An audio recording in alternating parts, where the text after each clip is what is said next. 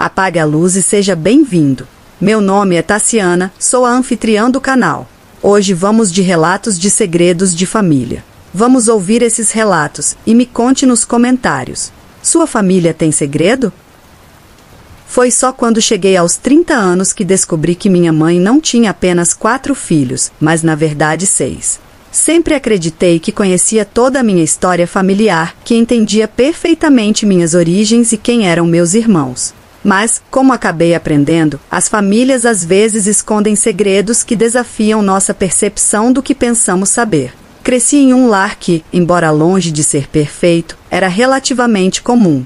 Minha mãe e meu padrasto sempre se esforçaram para garantir que nada nos faltasse em termos essenciais, e meus 3 irmãos e eu compartilhamos uma infância que, apesar dos altos e baixos, foi bastante estável.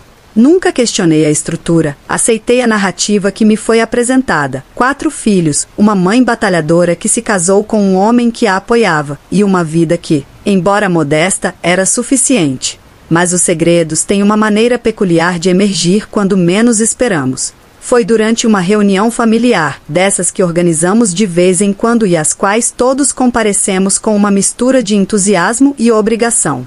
Estávamos na cozinha, minha mãe, minha tia e eu, conversando sobre a vida e como tudo havia mudado desde a nossa infância. Foi nesse contexto, em uma conversa que parecia totalmente inofensiva, que minha tia deixou escapar algo surpreendente. Você se lembra quando sua mãe teve que dar os 2 primeiros para adoção?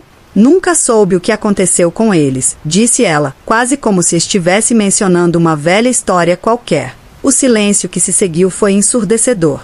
Minha mãe, que estava no meio de preparar uma salada, parou de cortar e ficou completamente imóvel. Senti como se o chão tivesse sumido sob meus pés. 2 primeiros? Perguntei com a voz trêmula. Minha mãe suspirou e, sem levantar os olhos, começou a explicar. Antes de conhecer meu padrasto, ela teve 2 filhos de relacionamentos anteriores. Eram tempos difíceis e ela não tinha condições de criá-los, então tomou a difícil decisão de entregá-los para adoção. Nunca tinha mencionado isso antes e eu nem sequer desconfiava de sua existência. E então, como se essa revelação já não fosse suficiente, ela deixou cair outra bomba. Quando ficou grávida de mim, também tinha a intenção de me dar para adoção. A notícia me atingiu como um trem. Durante anos, acreditei que minha chegada ao mundo, embora inesperada, havia sido bem-vinda. Mas agora, saber que fui cogitado para adoção me deixou com uma sensação de desamparo. O que isso significava sobre meu lugar na família? Eu era apenas o resultado de um erro, um acidente que acabaram decidindo manter? Minha mãe continuou explicando que mudou de ideia quando conheceu meu padrasto. Ele insistiu para que ela ficasse comigo e que juntos formariam uma família. De alguma forma, isso não aliviou a dor de saber que, em algum momento, eu fui considerado uma opção descartável. Passaram-se semanas antes que eu conseguisse processar tudo o que havia descoberto.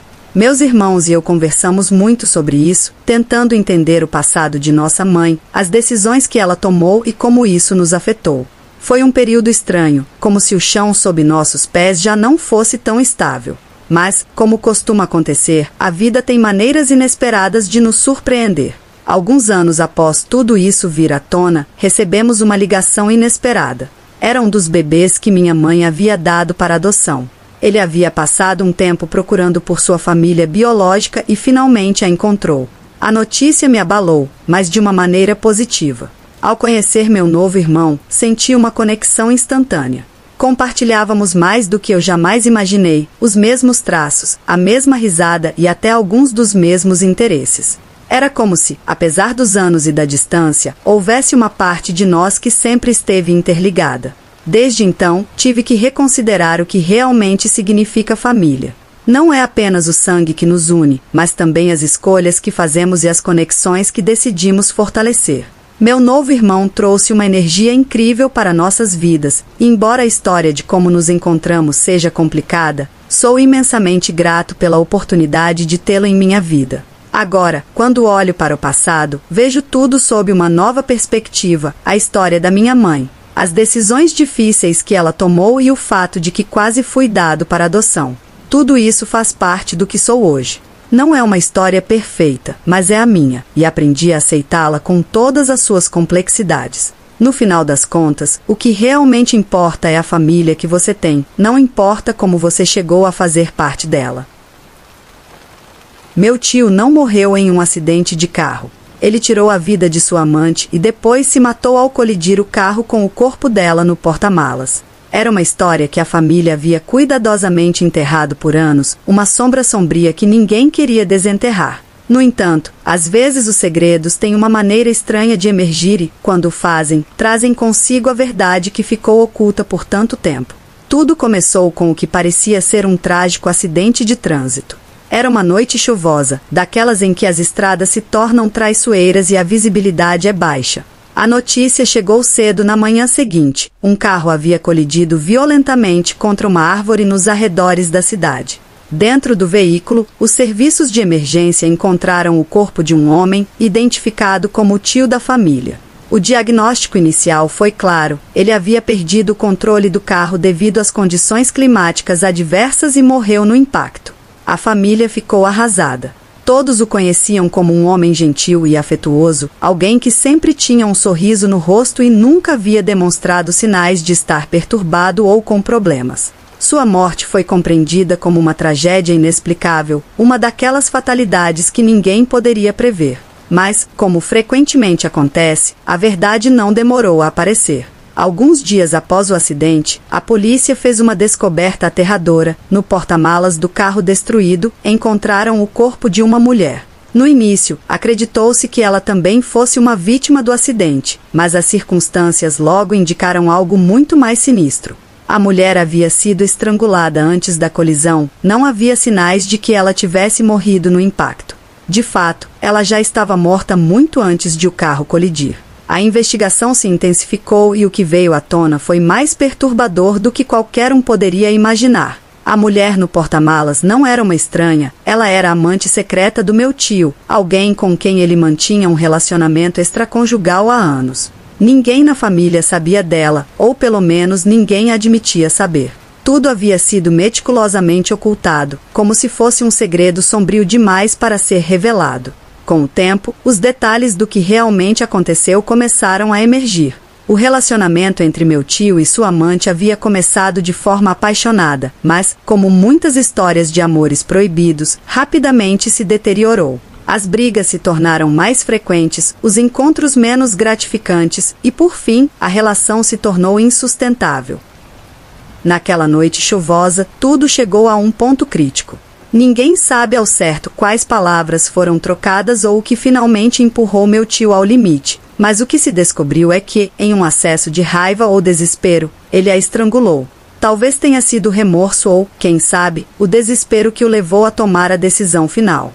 Após tirar a vida de sua amante, colocou o corpo dela no porta-malas, entrou no carro e dirigiu-se para a estrada no meio da tempestade. Acelerou pela chuva, as lágrimas embaçando sua visão tanto quanto a escuridão lá fora. Quando chegou a uma curva perigosa, não tentou virar o volante, lançou-se contra a árvore com toda a força, consciente de que aquele impacto final encerraria tudo.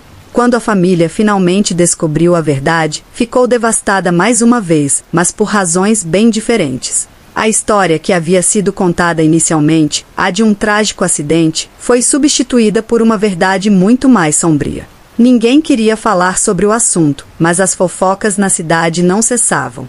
Os rumores se espalharam rapidamente e o que começou como uma tragédia transformou-se em uma vergonha pública. Os anos se passaram e, embora a lembrança daquele acidente tenha desvanecido na memória da comunidade, para a família a dor e a vergonha permaneceram. Ninguém falava sobre o tio, seu nome não era mencionado nas reuniões familiares e suas fotos desapareceram dos álbuns. Era como se, ao apagar sua memória, tentassem também eliminar a escuridão que ele trouxe sobre eles. Mas, nos cantos mais sombrios das conversas sussurradas, a história ainda vive. Uma advertência silenciosa de como segredos e mentiras podem levar às consequências mais terríveis. E, embora a família tenha tentado seguir em frente, a verdade sobre o que aconteceu naquela noite chuvosa continua sendo um lembrete de que o passado, por mais que se tente enterrá-lo, sempre encontra uma maneira de emergir. Quando completei 7 anos, meus pais me levaram para Disneyland. A viagem foi mágica e passei alguns dias maravilhosos explorando o parque. Porém, em determinado momento, meus pais precisaram se ausentar para fazer várias ligações e a tensão era visível. Mesmo dizendo que estava tudo bem, eu podia perceber que algo estava errado. Após a viagem, ao invés de voltarmos diretamente para casa, fizeram uma surpresa e fomos a um grande parque aquático longe de nossa cidade. Essa lembrança ficou marcada em mim como um aniversário feliz. Com o tempo, qualquer sensação estranha se dissipou. Foi só uma década depois que meus pais me contaram a verdade. No dia do meu 7º aniversário, meu tio, o irmão do meu pai, tentou tirar a própria vida. Ele estava numa situação difícil, lutando contra o vício, sem emprego e muito deprimido, ressentido por meu pai ter alcançado o que ele sempre desejou. Ele tentou se matar atirando no próprio estômago, mas sobreviveu. A ida ao parque aquático foi uma forma que meus pais encontraram para não voltarmos para casa, onde meu tio estava saindo do hospital.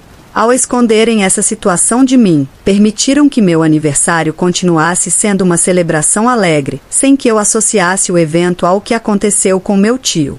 Sabendo o impacto que isso teria na mente de uma criança, sou grato por terem protegido a minha felicidade naquele momento. Antes de entrar no assunto principal, acho importante compartilhar um pouco sobre minha vida. Atualmente, sou um jovem de 18 anos que mora em Tiradentes. Desde que meu pai faleceu, quando eu tinha apenas 5 anos, compreendi claramente o papel que me cabia na nossa família. Apesar da pouca idade, entendi o que significava ser o responsável pela casa. Fiz o possível para proteger minha mãe e minha irmã do que o mundo poderia trazer, sem me preocupar com as consequências. Mesmo sabendo que levaria uma surra, enfrentei um garoto muito mais velho que havia insultado minha irmã com palavras ofensivas. Na época, talvez eu não soubesse exatamente o peso dessas palavras, mas as lágrimas da minha irmã me mostraram que eram terríveis. Perdi um dente nessa briga, mas as crianças da cidade entenderam o quanto eu era determinado. Aquela não foi a última vez que apanhei defendendo minha família. Raramente ganhei as brigas, mas nunca me arrependi de protegê-los e faria tudo de novo, mesmo que isso custasse minha vida. Lutar não era a única maneira de manter minha família segura. O pior evento da minha vida foi quando minha irmã faleceu atropelada em uma fuga de carro. Ela tinha apenas 16 anos. Sua morte quase destruiu nossa mãe. Apesar de ter só 13 anos, assumi a responsabilidade de aliviar o peso que ela carregava.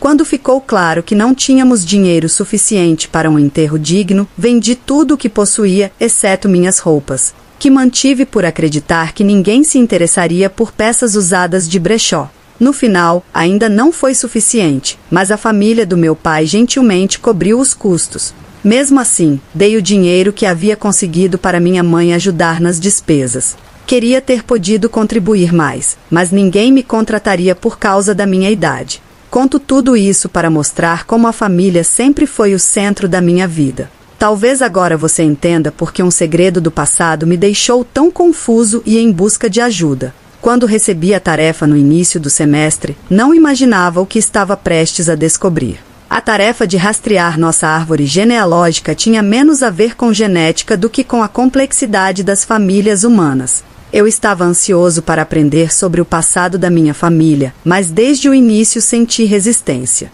Quando mencionei o trabalho pela primeira vez, minha mãe rapidamente mudou de assunto.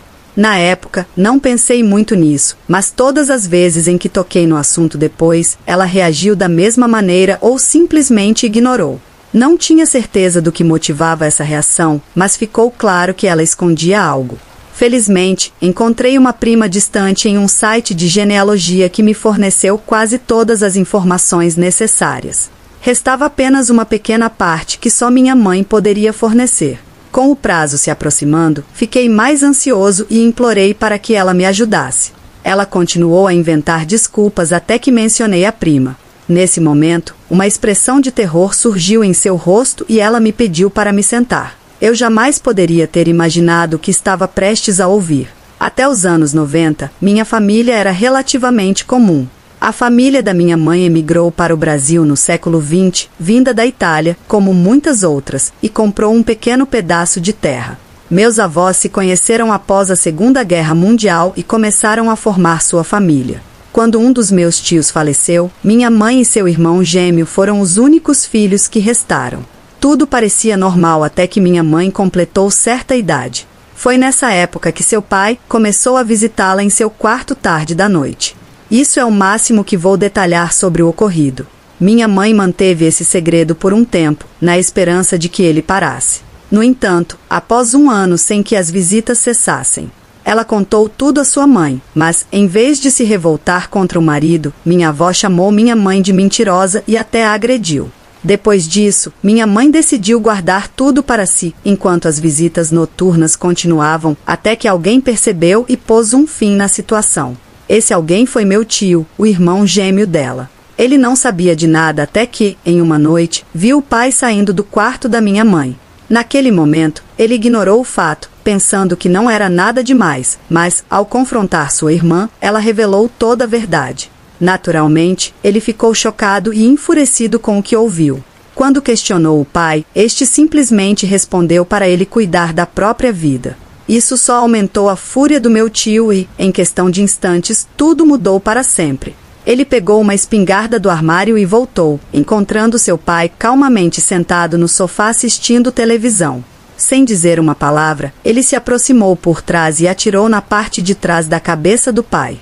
Foi tudo o que precisou, um único disparo a queima-roupa com aquela poderosa arma, e tudo estava terminado. Como você pode imaginar, a casa se transformou em um caos total. Meu tio não resistiu quando a polícia chegou para levá-lo, e essa foi a última vez que minha mãe viu seu irmão gêmeo.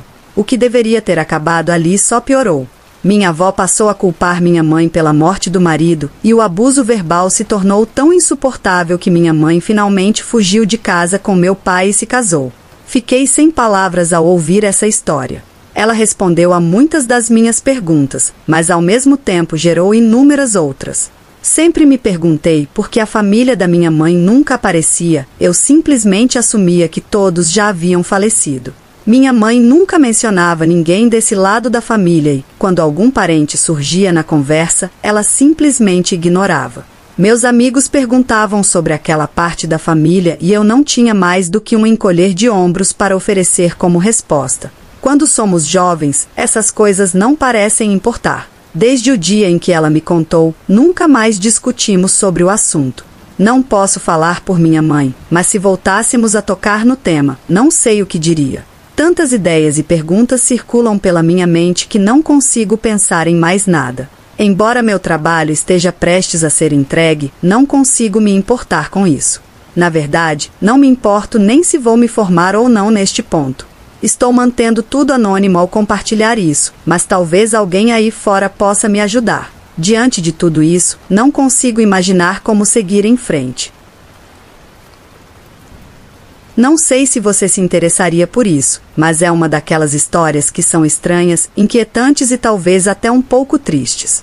Sou casada com um homem incrível e, no ano passado, tivemos nosso primeiro filho juntos. Entretanto, já fui casada antes com outra pessoa que, infelizmente, não era uma boa pessoa, e dessa relação também tive uma filha. Porém, meu atual marido sempre foi extremamente carinhoso com ela, tratando-a como se fosse sua própria filha desde que a conheceu, quando ela tinha apenas 4 anos. Me sinto imensamente afortunada por ter um homem tão generoso ao meu lado. Sempre fomos muito transparentes e sinceros um com o outro. Contudo, ele nunca foi do tipo que se envolve em fofocas. Então, nesse caso, soube que ele não estava escondendo nada de mim, mas sim que havia esquecido de mencionar ou me avisar com antecedência. Eu não o culpo, mas devo admitir que, de vez em quando, isso me incomoda um pouco por essa razão.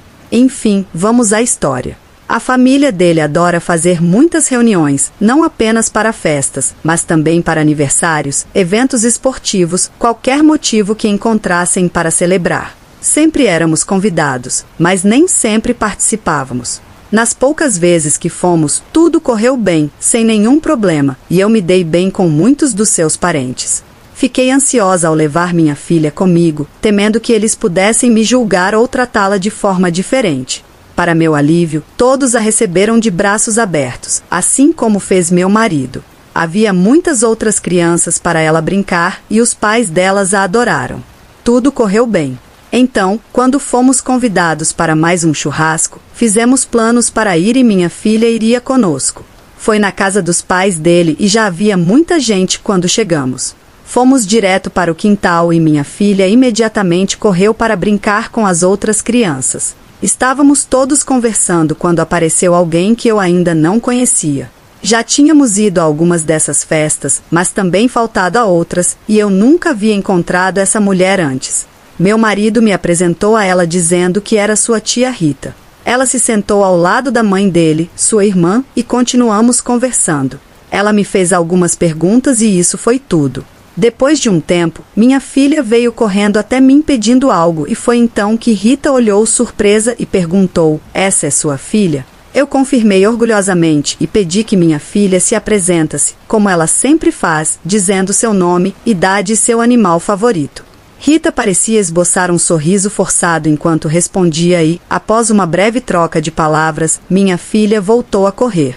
Rita então quis saber há quanto tempo estávamos juntos e pude perceber que ela estava tentando fazer as contas mentalmente. Antes que eu pudesse responder, meu marido esclareceu que minha filha era fruto de um casamento anterior. Ela continuou a me observar como se estivesse tentando detectar alguma mentira em minhas palavras, mas não havia nenhuma. Se precisasse, eu explicaria novamente de forma similar, sem entrar em muitos detalhes. Felizmente, a mãe do meu marido mudou o rumo da conversa, fazendo com que Rita falasse sobre outra coisa, e a situação desconfortável foi evitada.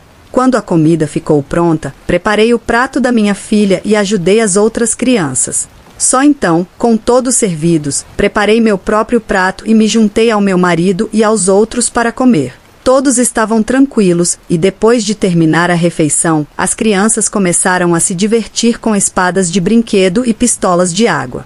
Minha filha correu até mim como se quisesse me molhar, então lancei aquele olhar típico de pais, vocês sabem qual, aquele que diz não faça isso de forma brincalhona. Mas ela me devolveu com um sorriso travesso e eu soube na hora o que estava por vir. Preparei-me para o jato de água, levantei-me para brincar com ela e disse uma daquelas frases que pais às vezes usam: "Eu te trouxe a este mundo, menina, não me faça te tirar dele." Ela gritou e saiu correndo, e eu fui atrás. Algumas pessoas riam e meu marido até a incentivou a correr mais rápido. Quando finalmente a alcancei, ela fingiu estar morta, caindo ao chão com a língua de fora. Foi então que meu marido se aproximou para pegá-la. Mas ela deu um pulo e escapou. Ele sempre brincava assim com ela, e é uma das razões pelas quais nós duas o adoramos. Depois de um tempo de brincadeira, meu marido me ajudou a levantar e voltamos para a varanda, enquanto nossa filha continuava entretida.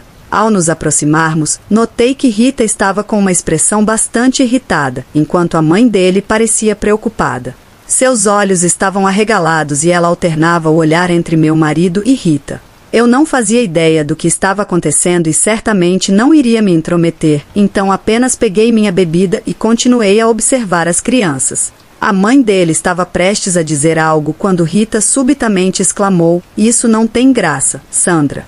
Olhei para ela sem entender e respondi apenas com um desculpe. A mãe do meu marido tentou amenizar a situação, tocando no joelho de Rita e dizendo algo como: "Ela estava só brincando, Rita." Mas parecia que Rita havia perdido a paciência. Ela se ajeitou na cadeira e foi então que o pai do meu marido interveio de perto da fogueira. Ela estava só brincando com sua filha, Rita. "Deixa isso para lá." Visivelmente irritada com a situação, Rita respondeu: "Bem, eu não achei muita graça" e se dirigiu para dentro da casa. De imediato, comecei a me desculpar insistentemente, sem entender o que tinha feito de errado, mas claramente algo havia acontecido. A mãe do meu marido disse que estava tudo bem e correu atrás de Rita. Meu marido e seu pai também me asseguraram que tudo estava bem. Ninguém me explicou o que a havia incomodado, mas todos tentaram me convencer de que não era culpa minha. Mesmo assim, não importava o quanto me dissessem isso, eu sentia que havia estragado a noite. Parece que Rita foi embora pouco depois desse episódio, e os outros conseguiram levantar o ânimo novamente. Mas minha mente continuava presa ao ocorrido, sem saber o que eu havia feito de errado ou dito para incomodá-la. Quando chegamos em casa e minha filha já estava na cama, finalmente perguntei ao meu marido o que havia acontecido. Ele me disse que Rita ficava sensível perto de crianças, mas isso não fazia muito sentido para mim. Então insisti que ele contasse mais. Eu me sentia mal, mas precisava entender o que havia feito para evitar que acontecesse novamente. O que ele me contou, porém, não era o que eu esperava. Aparentemente, quando meu marido era criança, Rita também tinha uma filha, mas, segundo ele, não era a melhor mãe, palavras dele, não minhas. Rita não queria a criança, mas ainda assim a manteve. Com o tempo, ela começou a demonstrar mais afeto pela filha. Um dia, após muitas conversas entre os pais do meu marido, Rita ficou com eles por alguns dias, até que, de repente, a situação mudou e ele não a viu por um tempo. Acontece que a filha de Rita morreu, mas ela só relatou isso no dia seguinte. Isso, por si só, gerou muitas suspeitas. Como seria de se esperar, houve um grande julgamento a respeito e, ao final, foi decretado que foi um acidente. Na época, meu marido era muito jovem, então só soube dos detalhes anos depois. Mesmo assim, ele nunca se aprofundou muito na história, o que é compreensível. Meu comentário sobre tirar você do mundo foi o que a afetou. Embora eu estivesse apenas brincando, realmente a abalou e eu me senti péssima por isso. Eu não fazia ideia da história dela e parece que ninguém achou necessário mencionar o que eu também entendi. Afinal, como se pode dizer, olá, conheça minha tia Rita. Ela perdeu a filha, então tome cuidado com o que diz. Não há realmente uma forma de mencionar isso de maneira natural. Mas, aparentemente, toda a situação causou uma grande ruptura na família. Alguns parentes acreditam que ela fez isso de propósito e que deveria ter sido punida severamente. Eu obtive um resumo vago do que aconteceu por parte do meu marido e deixei assim. Mas, quando descobrimos que eu estava grávida e ela começou a agir de maneira estranha ao meu redor, decidi investigar mais por conta própria. Encontrei artigos sobre o caso online e na biblioteca local, e posso dizer que entendo por que tantas pessoas acham que houve algo mais nessa história. Não quero entrar em detalhes completos porque não quero expor mais sobre minha família do que já revelei, e é por isso que a chamei de Rita, esse não é seu nome verdadeiro. Desde que soube disso, me sinto desconfortável perto dela. Ela fez alguns comentários estranhos e olhava para meu bebê de um jeito que faria qualquer um querer segurá-lo mais perto. Sei que realmente não há nada que eu possa fazer neste momento, mas às vezes penso nisso. Felizmente, só a encontramos talvez 2 vezes por ano na casa dos pais do meu marido, então conseguimos evitá-la na maior parte do tempo. Mas, tendo agora 2 filhos e sabendo que eles significam o mundo para mim e para meu marido, não consigo imaginar esse tipo de perda e espero sinceramente que ela seja inocente. Amigos, se chegou até aqui, por favor deixe seu like e se inscreva. Há uma história em minha família que foi mantida em segredo por muito tempo. Embora eu entenda os motivos pelos quais decidiram me ocultar a verdade, quando finalmente descobri o que havia ocorrido, fiquei profundamente abalado. Minha percepção sobre as pessoas envolvidas mudou drasticamente. Alguém que eu considerava um herói revelou-se uma pessoa deplorável. Durante toda a minha infância, acreditei que meu pai era um verdadeiro herói. Eu pensava que ele servia no exército, lutando pelo nosso país, e isso me enchia de orgulho, mesmo que minhas lembranças sobre ele fossem poucas. Acho que preciso voltar um pouco no tempo. Quando eu era muito jovem, meu pai estava presente em minha vida. Tenho algumas fotos dele ao lado de minha mãe e de mim. Fui o primeiro e único filho que meus pais tiveram juntos. As memórias que tenho de meu pai são poucas, pois eu tinha apenas 5 anos quando ele desapareceu da minha vida. No início, não compreendia por que ele não estava mais lá, só sabia que sua ausência era um fato. Contudo, há uma lembrança que permanece comigo. Recordo-me de uma noite em que estava chorando e meu pai me abraçou com força, dizendo algo como: "Sinto muito, meu amigo. Vou voltar um dia. Você vai ficar bem, certo?" O problema é que não tenho certeza se essa lembrança é real, provavelmente é algo que criei em minha mente para tentar entender a ausência do meu pai. Algo que inventei para preencher o vazio que ele deixou. Minha mãe sempre me disse que meu pai estava no exército, lutando para proteger o país. Conforme fui crescendo, essa história fazia sentido, especialmente porque ele nunca estava em casa. Quando ele desapareceu, eu era muito jovem para entender os acontecimentos de 11 de setembro, mas ao aprender sobre isso mais tarde, Me pareceu lógico que ele estivesse no exterior, envolvido em alguma guerra. Sempre perguntava à minha mãe por que ele não podia voltar para casa, pelo menos para o Natal, e ela me dizia que ele retornaria em breve, que não podia abandonar seu posto. Quando eu questionava por que ele nunca ligava ou escrevia, minha mãe respondia que as ligações eram caras e que ele havia me enviado cartas. Ela me fazia acreditar que alguns dos presentes de Natal eram dele. Acreditei em tudo isso, realmente pensei que o exército o impedia de voltar e que ele me enviava cartas e presentes. Essa narrativa foi mantida até que eu cheguei à pré-adolescência, por volta dos 12 anos, em 2008. Já tinha idade suficiente para acompanhar as notícias e os eventos globais e comecei a perceber que não fazia sentido ele nunca ter voltado para casa. Então, decidi confrontar minha mãe e perguntar a verdade. Quando a questionei, esperando a verdade, ela começou a chorar e me contou outra história. Meu pai havia morrido em combate em 2003, no Iraque ou Afeganistão. Disse que ele havia morrido defendendo o país com honra. Quase desejei que essa fosse a verdade, mas o que realmente aconteceu não era isso.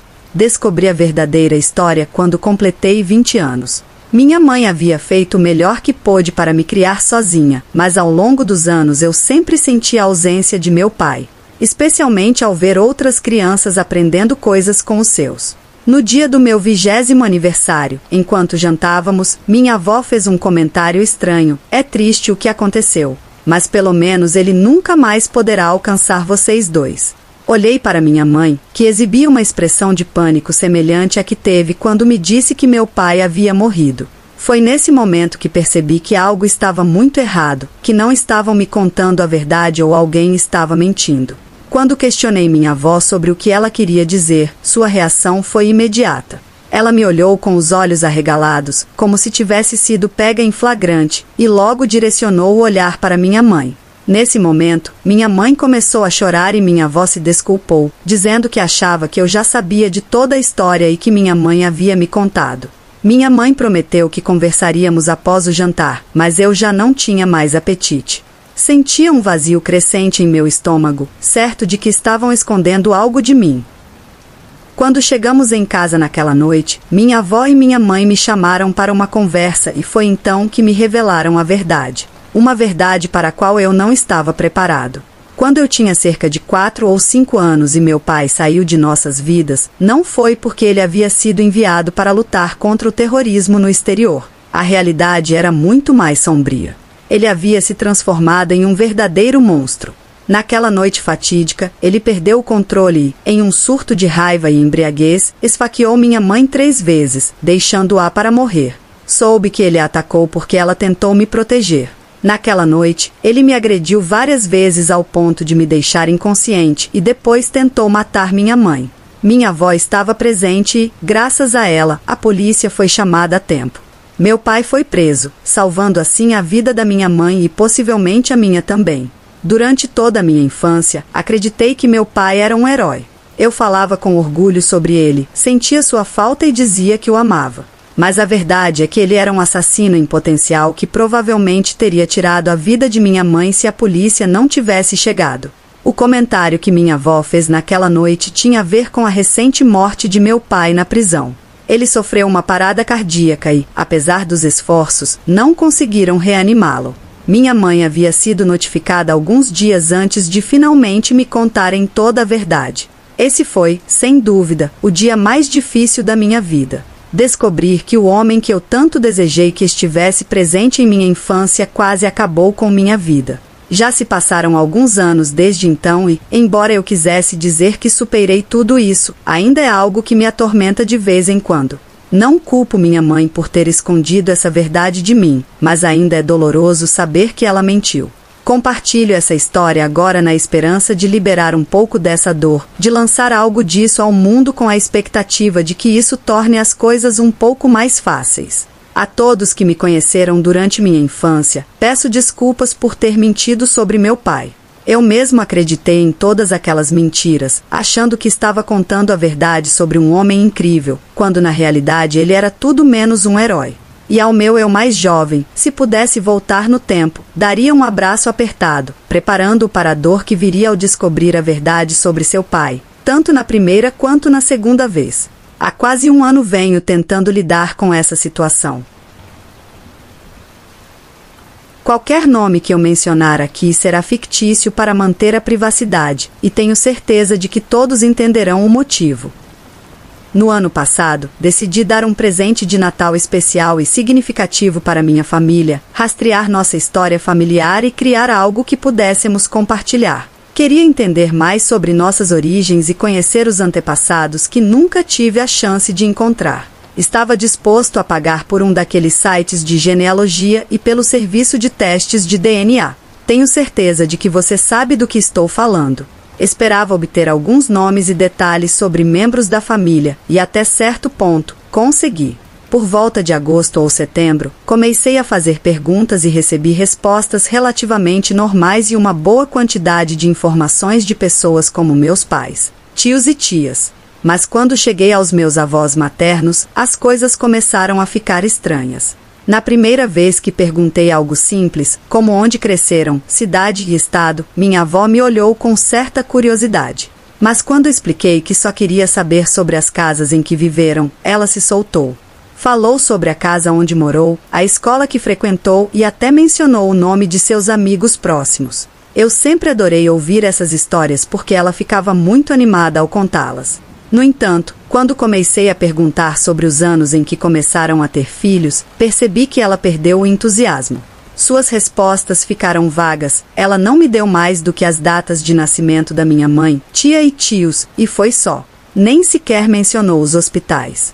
Pensei que talvez ela estivesse cansada depois de tanto conversar, então deixei passar. Com as informações que tinha, comecei a montar a árvore genealógica no site, mas logo encontrei dificuldades para localizar minha tia Lisa. O site parecia ter problemas para encontrá-la, infelizmente, ao contrário dos meus outros tios e tias. Lisa nunca teve filhos, então não havia como rastrear essa informação por outro caminho. Havia uma opção para adicionar alguém manualmente, mas eu não tinha todas as informações necessárias, então precisei perguntar novamente. Comecei pela minha mãe, que conseguiu me dar alguns detalhes, mas disse que minha avó saberia mais. Quando voltei a falar com minha avó, perguntei especificamente sobre Lisa, e isso pareceu fechá-la. Ela me perguntou novamente por que eu precisava saber, e quanto mais vaga ficava a conversa, mais irritada ela se tornava.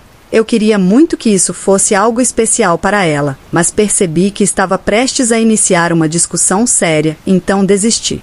Expliquei que estava tentando montar uma árvore genealógica para a família e queria obter o máximo de informações possível, mas essa explicação só a deixou mais ansiosa. Ela disse que era uma perda de tempo, que esses testes de DNA não eram muito precisos e que não garantiam resultados corretos. Disse também que a família poderia me fornecer qualquer informação que eu precisasse. Lembrei a minha avó que eu já havia tentado obter informações e que ela havia se fechado. Ela não queria continuar a conversa naquele momento e disse que conversaríamos mais tarde. Não havia muito o que fazer além de deixar isso de lado temporariamente, mas não era algo que eu poderia simplesmente esquecer. Minha avó, que sempre fora tão falante, estava se recusando a falar sobre o nascimento de sua primeira filha, algo que normalmente seria uma memória feliz, certo? Decidi então levar essa questão ao centro de genealogia do meu estado. Imaginei que deveria haver alguma informação lá, afinal, minha família, pelo menos pelo lado dos meus bisavós maternos, sempre viveu neste estado. Mas, para minha surpresa, não havia nada. Consegui encontrar registros sobre minha mãe e seus outros 7 irmãos, mas nada sobre minha tia Lisa. Como isso era possível? Ela nasceu no final dos anos 60, não faz tanto tempo assim. Encontrei registros sobre meu tio Jack, que foi o segundo a nascer, mesmo que tenha demorado, mas sobre Lisa, nada. Algo não estava certo. Comecei a investigar as possíveis razões para isso. As explicações que encontrei incluíam falta de registros de nascimento, o que poderia acontecer com pessoas sem teto ou famílias migrantes, perda de documentos, adoções, inclusive algumas ilegais, e outras maneiras perturbadoras pelas quais as pessoas podiam ter filhos. Mas nenhuma dessas explicações parecia se encaixar. Lisa se parecia com o resto de nós, cabelo escuro, olhos castanhos. Na verdade, ela era muito parecida com minha mãe, exceto pela altura. Era realmente possível que ela tivesse sido adotada?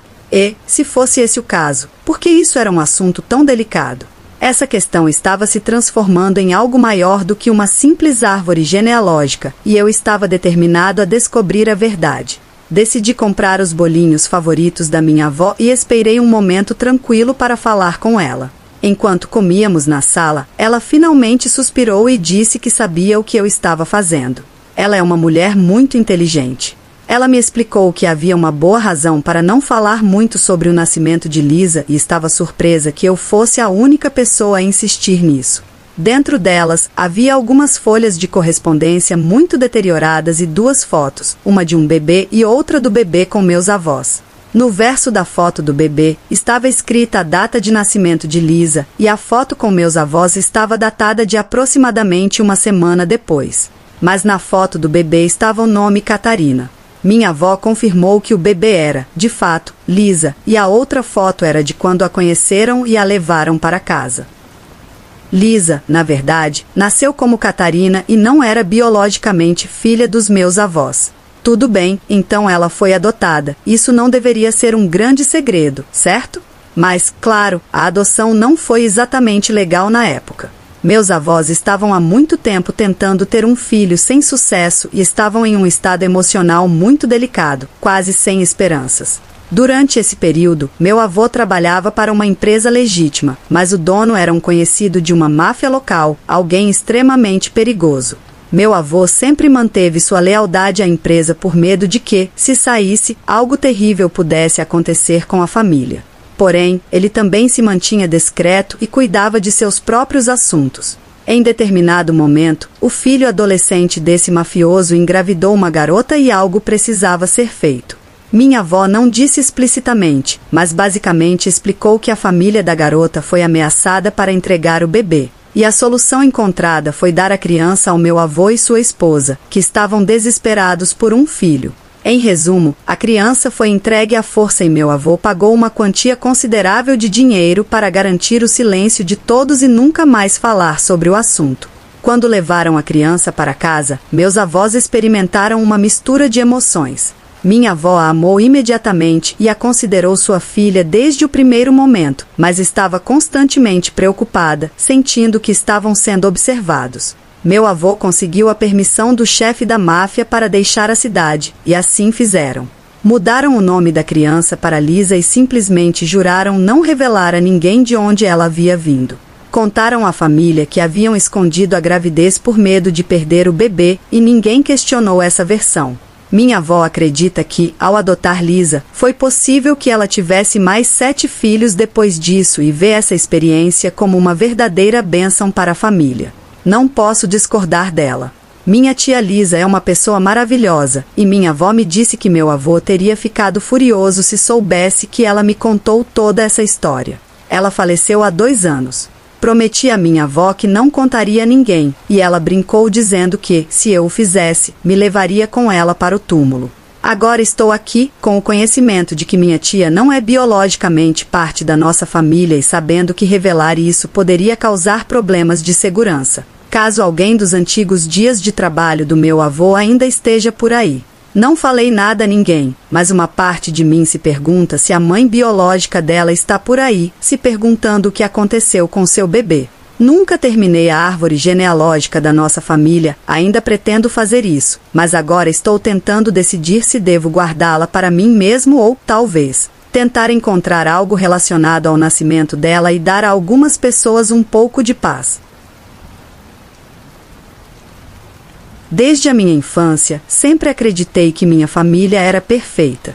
Cresci em um lar cheio de carinho, risos e memórias felizes que moldaram profundamente meus primeiros anos. Cada Natal, aniversário e encontro familiar parecia saído de um conto de fadas. Meus pais, Andrés e Sofia, eram admirados por todos, dedicados, trabalhadores e extremamente carinhosos com seus filhos. Não houve um único dia em que eu não me sentisse envolvida pelo amor e proteção deles. Na família ampliada, o cenário não era diferente. Meus avós paternos tinham uma grande casa de campo nos arredores da cidade, que se transformou no ponto central das nossas reuniões anuais. Era um lugar encantador, cercado por árvores altas, com um lago nas proximidades onde nos refrescávamos durante os dias quentes de verão.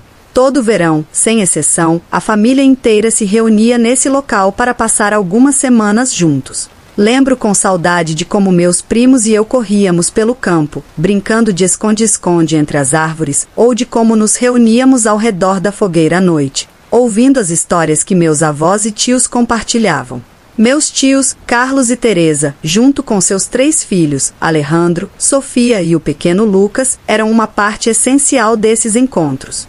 Carlos, o irmão mais velho do meu pai, era um homem de temperamento firme, mas sempre afetuoso.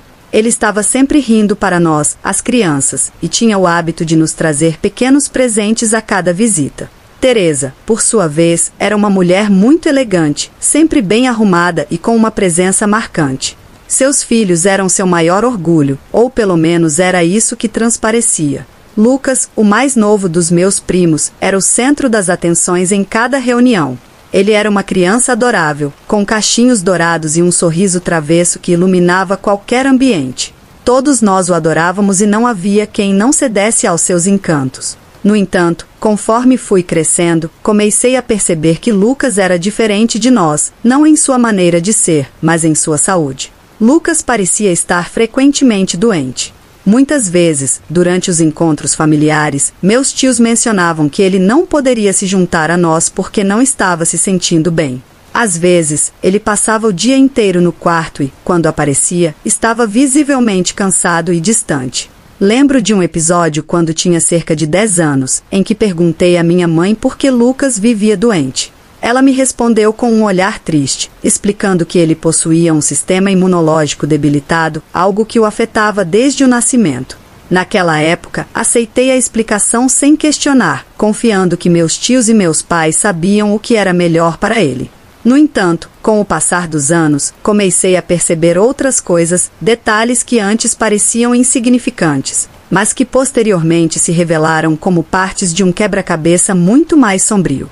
Por exemplo, o jeito como Teresa olhava para Lucas quando pensava que ninguém estava observando, com uma expressão que misturava impaciência e algo que eu não conseguia decifrar completamente. Ou como Carlos ocasionalmente perdia a paciência por motivos que não eram evidentes para o restante de nós. Essas observações, embora breves e passageiras, eu as deixava de lado rapidamente. Afinal, eram meus tios e eu os amava. Tudo mudou no verão em que Lucas faleceu. Eu tinha 15 anos e a notícia atingiu nossa família como um relâmpago. Meus tios informaram que Lucas havia morrido em um trágico acidente de carro. Lembro como minha mãe desabou em lágrimas ao receber a notícia e como meu pai, que sempre fora o pilar da nossa família, desmoronou no sofá, incapaz de processar a perda. Lucas, o menino que todos nós amávamos e protegíamos, se foi e nada poderia trazê-lo de volta. O funeral foi um evento devastador. Toda a família se reuniu para dar adeus a Lucas, e as lágrimas fluíam incessantemente de nossos rostos. Ver meus tios, especialmente Teresa, consumidos pela dor, partiu meu coração. Ela, que sempre foi tão forte e controlada, agora era apenas uma sombra de si mesma, tremendo e soluçando ao lado do caixão de seu filho. Carlos, por sua vez, parecia completamente perdido, como se a vida tivesse sido arrancada dele. A imagem dos meus tios devastados pela perda ficou gravada em minha mente para sempre. Nos anos que se seguiram, a lembrança de Lucas tornou-se um tema sensível em nossa família. Ninguém queria falar muito sobre ele, pois cada menção ao seu nome trazia uma tristeza insuportável. As reuniões familiares tornaram-se mais silenciosas, mais solenes, e apesar de tentarmos seguir em frente, sempre havia um vazio na mesa, um espaço que ninguém conseguia preencher. Vários anos se passaram antes que algo voltasse a despertar minhas suspeitas. Estávamos ajudando a limpar a casa dos meus avós após o falecimento de minha avó. Embora fosse um momento triste para todos nós, também se apresentou como uma oportunidade para relembrar os bons momentos vividos ali. Enquanto ajudávamos a empacotar as antigas lembranças, subi ao sótão para verificar algumas caixas. Foi então que me deparei com uma velha caixa de madeira, com uma fechadura enferrujada, escondida atrás de algumas malas empoeiradas, parecendo intocada há anos. Senti uma atração inexplicável por ela, como se soubesse que o que estava prestes a descobrir mudaria minha vida para sempre. Forcei a fechadura e, com um rangido, a tampa se abriu. Dentro da caixa, a primeira coisa que encontrei foram fotografias. Inicialmente, pensei que seriam fotos familiares de algum Natal ou reunião de verão. No entanto, ao começar a examiná-las, percebi que não eram fotos comuns. Eram imagens de Lucas, mas não do jeito que eu recordava. Nas fotos, Lucas aparecia em um estado deplorável, com hematomas e cicatrizes pelo corpo. Sua expressão era de puro terror, como se estivesse preso em um pesadelo do qual não conseguia acordar. Cada imagem parecia pior que a anterior, algumas mostravam Lucas acorrentado, outras com sinais claros de espancamento. Uma sensação crescente de pânico começou a tomar conta de mim. O que isso significava? Por que alguém teria essas fotos? Minhas mãos tremiam enquanto folheava as imagens, com o coração batendo forte em meus ouvidos. Debaixo das fotos, encontrei um maço de cartas. Eram escritas por Lucas, e ao ler a primeira, meu estômago se revirou. As cartas eram súplicas desesperadas por ajuda, repletas de detalhes sobre os horrores que ele estava vivendo. Lucas descrevia como seus pais o puniam, como o mantinham trancado por dias sem comida e como o espancavam quando ele não obedecia. Suas palavras estavam carregadas de dor e desespero, e enquanto lia, a terrível verdade se revelou para mim. Lucas não havia morrido em um acidente. Lucas havia sido assassinado. Sentei-me no sótão, cercada por aquelas provas horríveis, sem saber o que fazer. Minha mente não conseguia processar o que havia descoberto. Durante anos, acreditei que minha família era perfeita, que Lucas havia sido vítima de um trágico acidente. Mas a realidade era muito mais sombria do que eu jamais poderia imaginar. Passei dias em estado de choque, incapaz de compartilhar com alguém o que havia encontrado. Cada vez que fechava os olhos, as imagens de Lucas, seu rosto marcado pela dor, suas súplicas nas cartas, surgiam em minha mente. Não conseguia compreender como meus tios, as pessoas que eu havia amado e respeitado durante toda a minha vida, poderiam ser responsáveis por algo tão monstruoso. Finalmente percebi que não podia carregar esse segredo sozinha e que precisava compartilhar o que havia descoberto com meus pais. Uma noite, após o jantar, chamei-os para a sala de estar. Sabia que seria um momento difícil, mas não podia mais adiar a verdade. Mãe, pai, preciso conversar com vocês sobre algo importante, disse com a voz trêmula. Eles me olharam com apreensão, cientes de que algo não estava certo, mas sem imaginar o que eu estava prestes a revelar. Mostrei-lhes as fotos e as cartas, explicando como as havia encontrado no sótão. À medida que falava, via a incredulidade se espalhando por seus rostos. Minha mãe levou uma mão à boca, os olhos marejados, enquanto meu pai empalidecia, incapaz de processar o que estava diante dele. Isso não pode ser verdade, sussurrou minha mãe, a voz tomada pela emoção. Eu não sei, respondi, sentindo um nó na garganta. Mas se isso for real, então Lucas não morreu em um acidente. Isso significa que ele foi assassinado. Meu pai me olhou com uma expressão de profunda angústia. Ele sempre foi um homem forte, mas naquele momento parecia completamente devastado. Isso é muito sério. Você tem certeza de que essas cartas são autênticas? Perguntou, como se ainda tentasse encontrar uma maneira de negar o que via. Embora dentro de mim a luta para aceitar a realidade continuasse, a ideia de que minha família, as pessoas em quem confiei por toda a vida, pudesse estar envolvida em algo tão horrível era insuportável. Passamos horas naquela noite, meus pais e eu, examinando a caixa, relendo as cartas, olhando cada foto com atenção redobrada. A cada nova carta que líamos, a cada nova imagem que víamos, a terrível verdade se confirmava. Lucas havia sido torturado por anos. E os responsáveis por esses atos monstruosos eram ninguém menos que meus tios, Carlos e Teresa. Meus pais ficaram arrasados. Não sabiam o que fazer nem a quem recorrer. Finalmente, após muitas discussões e lágrimas, decidiram que a única coisa certa a fazer era levar a caixa à polícia. Precisávamos que aquilo fosse investigado, precisávamos de justiça para Lucas, mesmo que tardia. Os dias que se seguiram foram um verdadeiro pesadelo. Meus pais e eu fomos à delegacia e entregamos as provas que havíamos encontrado. Os policiais nos ouviram atentamente, embora no início demonstrassem a mesma incredulidade que nós. Porém, ao verem as fotos e lerem as cartas, sua postura mudou. Eles perceberam que estavam diante de algo muito sério. A investigação começou quase imediatamente.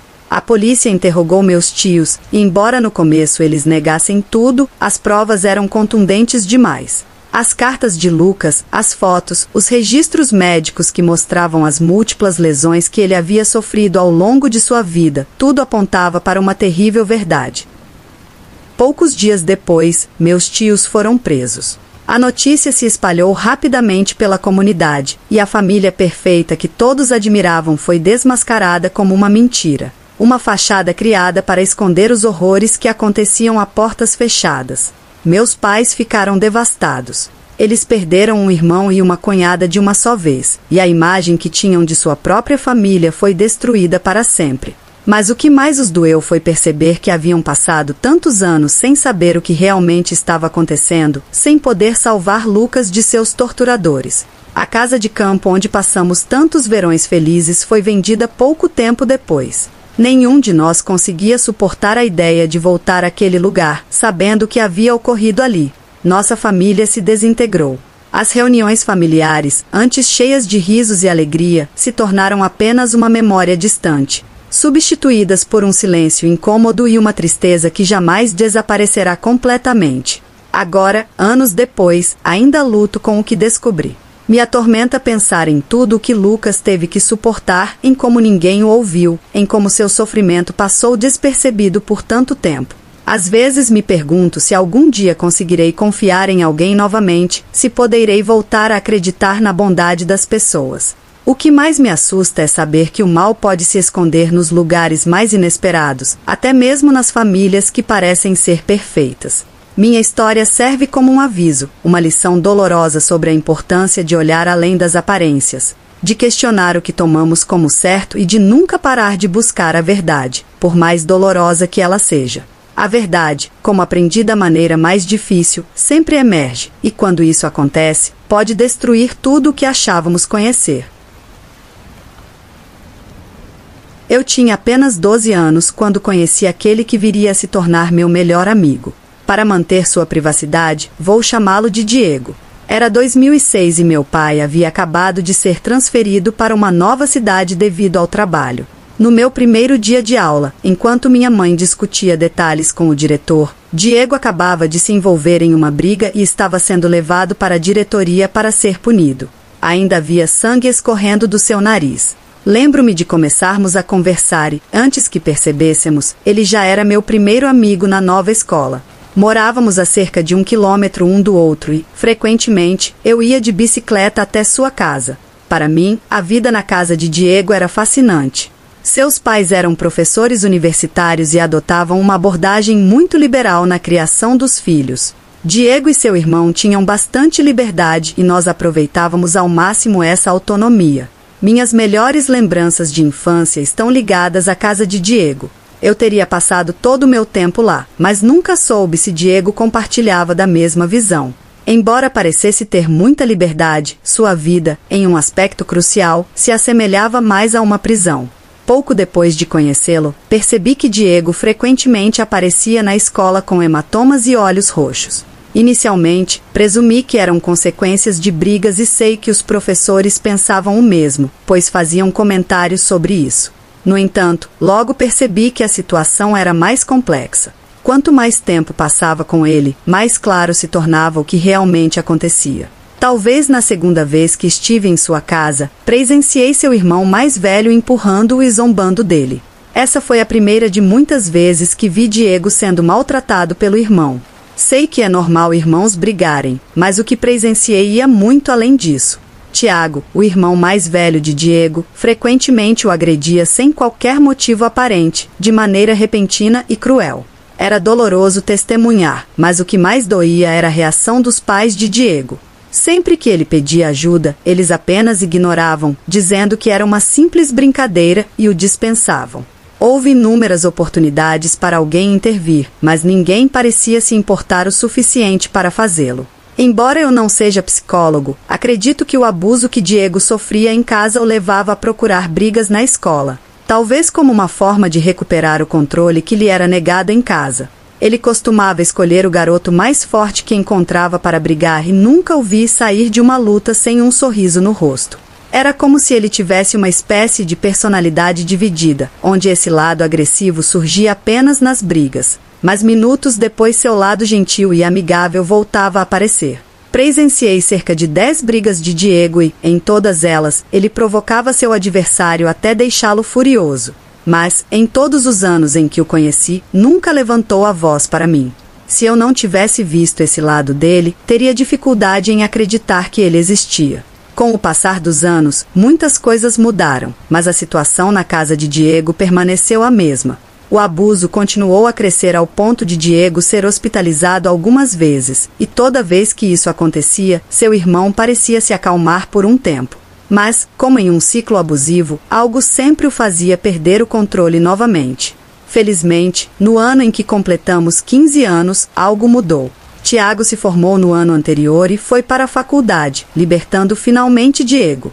Sua atitude começou a refletir essa mudança, as brigas praticamente cessaram. Ele sorria mais e suas notas melhoraram tanto que entrou para o quadro de honra pela primeira vez. Quando as férias de Natal se aproximaram, minha vida parecia perfeita, mas subitamente tudo desabou. No dia 27 de dezembro, recebi uma ligação de Diego que nunca vou esquecer. Na noite anterior, Tiago havia chegado em casa bêbado, caído da escada e entrado em coma.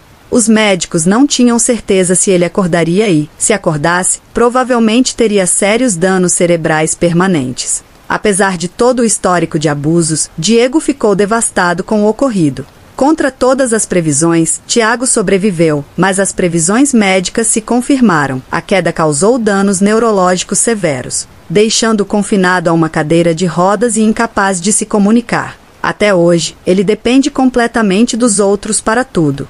Diego também mudou. Embora tenha conseguido seguir em frente com sua vida, uma sombra parecia pairar sobre ele. Fomos perdendo o contato aos poucos até que me formei e me mudei para outra cidade para estudar, e acabamos por perder o contato completamente. Foi só quando eu tinha 25 anos, iniciando minha própria família, que ele apareceu brevemente antes de desaparecer novamente, desta vez para sempre. Em um Natal, minha esposa e eu levamos nossa filha recém-nascida para conhecer os avós pela primeira vez. Estávamos todos reunidos ao redor da mesa, conversando tranquilamente. Quando o telefone tocou, minha mãe atendeu e pediu que a pessoa do outro lado da linha aguardasse um instante. Era Diego querendo falar comigo. Peguei o telefone e fui para outra sala para atender a ligação.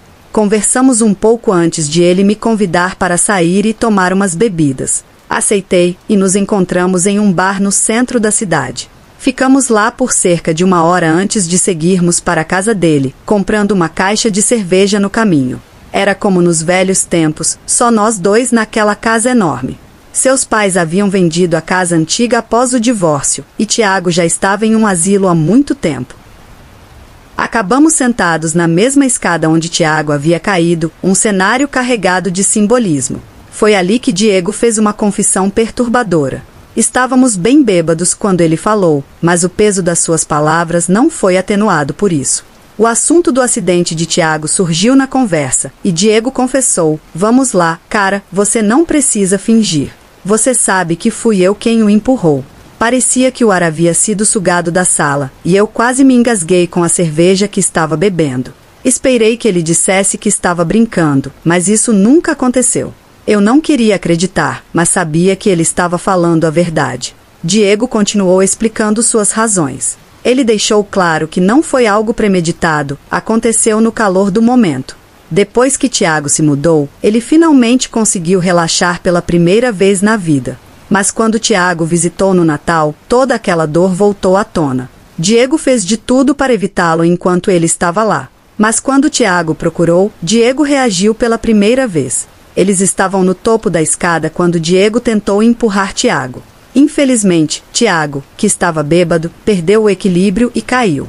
Como de costume, ninguém estava por perto para testemunhar e Diego, tomado pelo medo, decidiu manter a verdade em segredo. Algumas pessoas podem ter desconfiado na época, mas nunca disseram nada, e eu pessoalmente jamais suspeitei de Diego nem por um segundo. Depois disso, eu não sabia o que dizer, e a conversa acabou mudando para outros assuntos, mas a confissão permaneceu na minha mente pelo resto da noite. Saí de lá por volta das 3 da manhã e dormi até tarde no dia seguinte, por boa parte da tarde. Cheguei a pensar que tudo não passará de um sonho, mas então Diego me enviou uma mensagem que confirmou que foi real. A mensagem dizia: não queria te colocar nessa posição.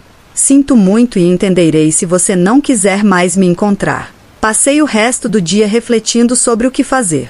Embora eu acreditasse que Diego não tinha a intenção de machucar seu irmão, a vida de um jovem havia sido arruinada para sempre naquela noite.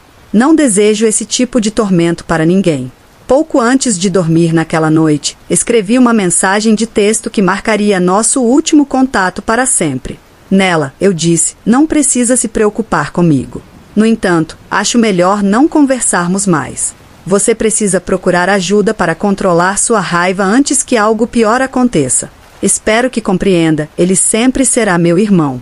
Mantive minha palavra e nunca revelei a ninguém sobre nossa conversa. Nos últimos anos, guardei esse segredo, mas agora que soube da morte de Diego, sinto que é hora de todos conhecerem a verdade. Não perguntei como ou por que ele morreu, isso não faz diferença. Agora, só gostaria de ter tido a chance de me despedir uma última vez. Obrigado por ouvir os relatos. Por favor, seu like ajuda muito e sua inscrição ainda mais. Não se esqueça de fechar a porta.